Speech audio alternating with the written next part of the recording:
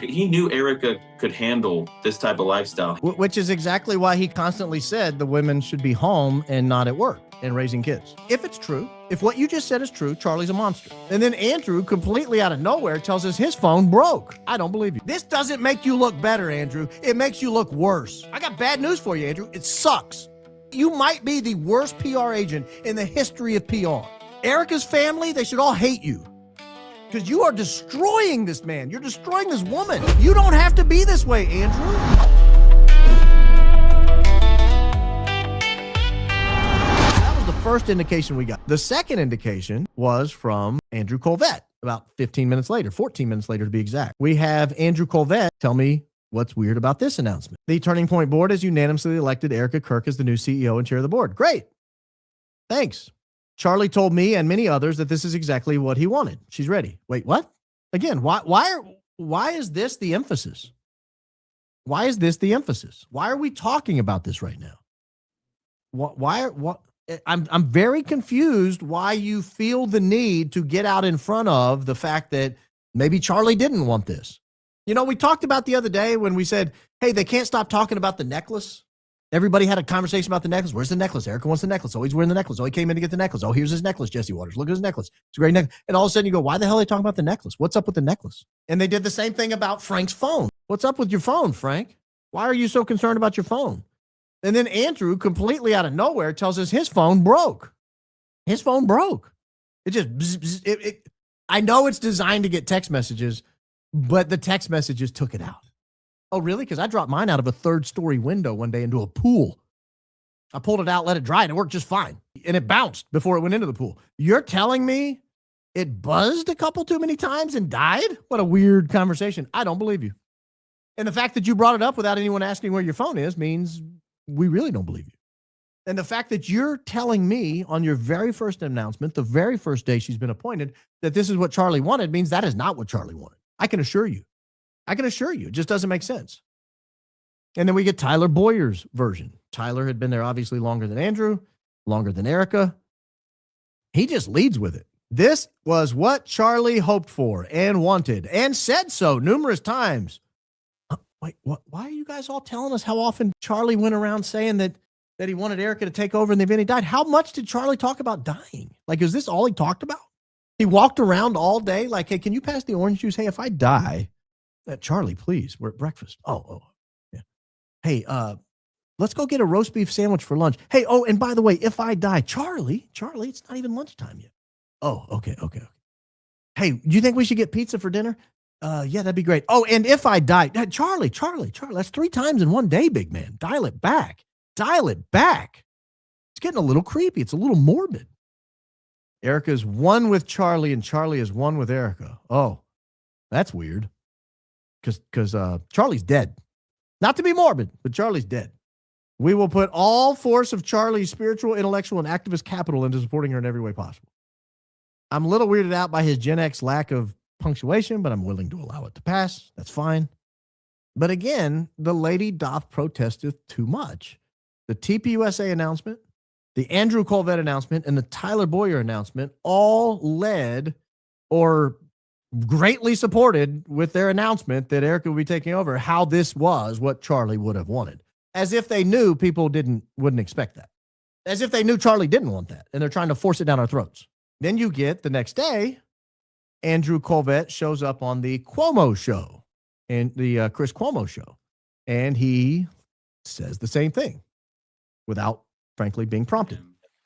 And obviously we took precautions in that way, but he was prepared. And he told me personally, he told members of the board and other executives at the organization that should something happen, that Erika was going to be the person that took over. And he knew, I mean, he started dating Erika when his life was already a little crazy. Well, it was a fraction of what it became, obviously, as the years went on. But he knew Erika could handle this type of lifestyle. He knew that she had it in her and she was incredibly strong and fierce. Which is exactly why he constantly said the women should be home and not at work and raising kids. Do you see what I'm saying? It's almost as if they said, well, we got a problem on our hands. We could appoint Erika, but there's like 400,000 hours of footage of Charlie saying he doesn't want Erika working because of the kids. And not only does he not want Erika working, he thinks it's a terrible example when women who don't have to work go work. And so when I total this up, the entire Charlie, the ChuckGPT scenario we're now living through, this nightmare, frankly, we're living through, and you put it on the timeline of everything that happened since Charlie died, starting with her appointment on September 18th, you could see them setting it up from the beginning because it wasn't Charlie's wish. That's why Andrew Kolvet and Tyler Boyer and TPUSA all officially said in their announcements that she'd been appointed that it's what Charlie would have wanted. That's why Andrew Kolvet is showing up on the Cuomo show saying, oh, yeah, this is definitely what Charlie wanted. It's because it's not what Charlie wanted.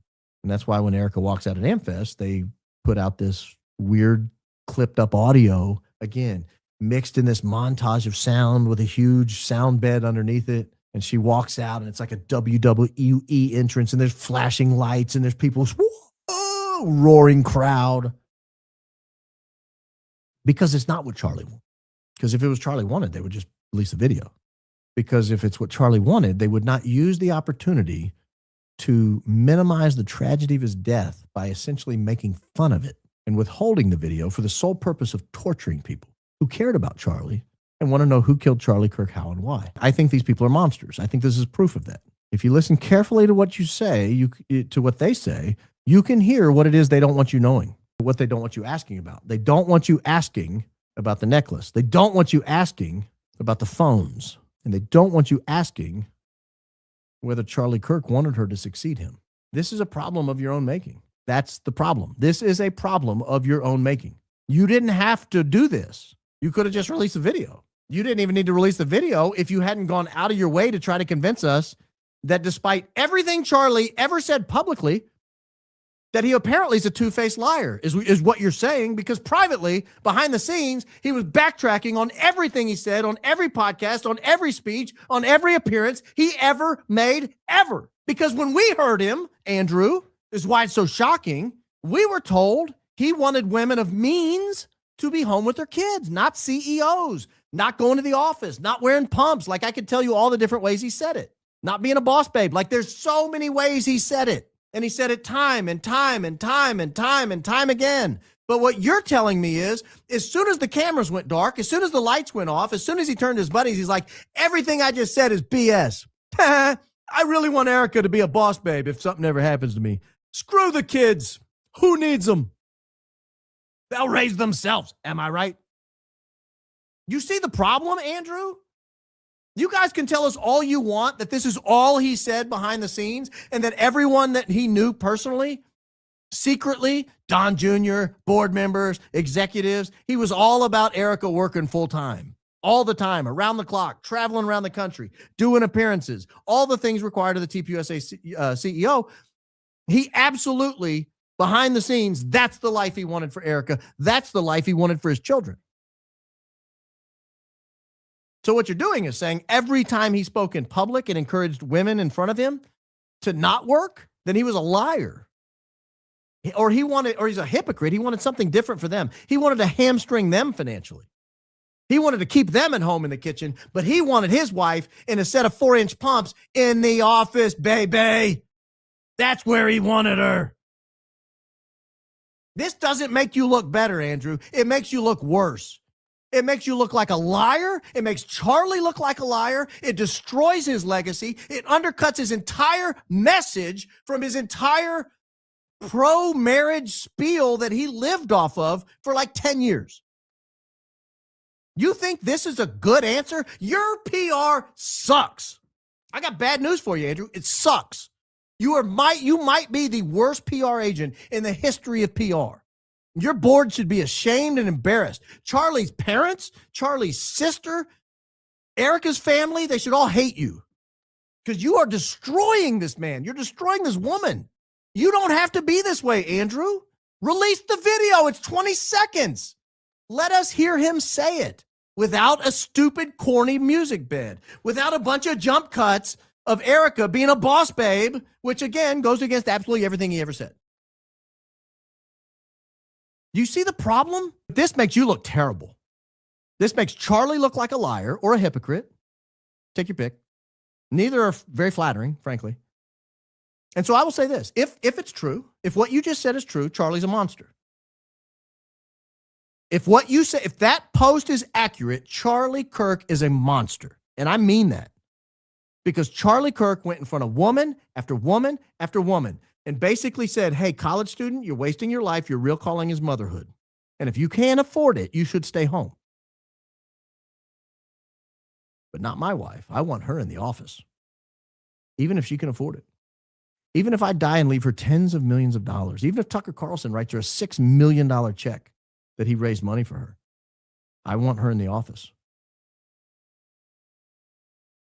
What a monster. If that's true, I don't believe it is. I don't believe he's a monster.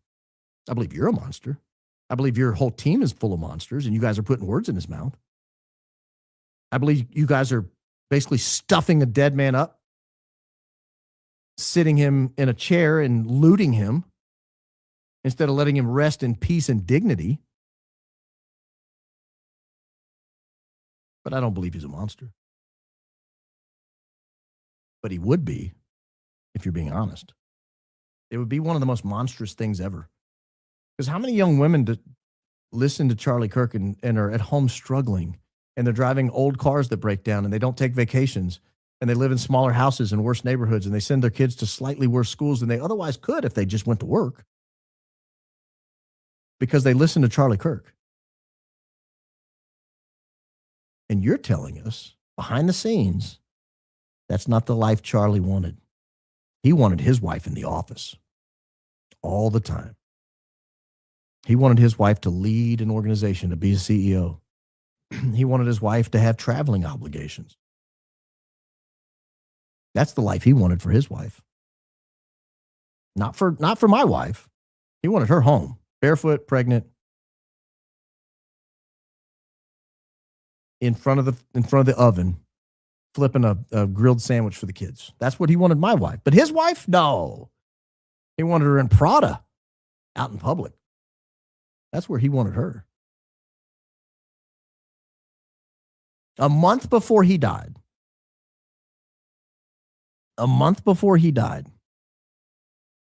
Charlie Kirk went on the Tucker Carlson show and said women shouldn't work in the office all day. And they only do it because they're unhappy without kids. And you're telling me behind the scenes, he was a completely different man. That makes him a liar and a hypocrite. It makes him a monster. I think you, sir, are the monster.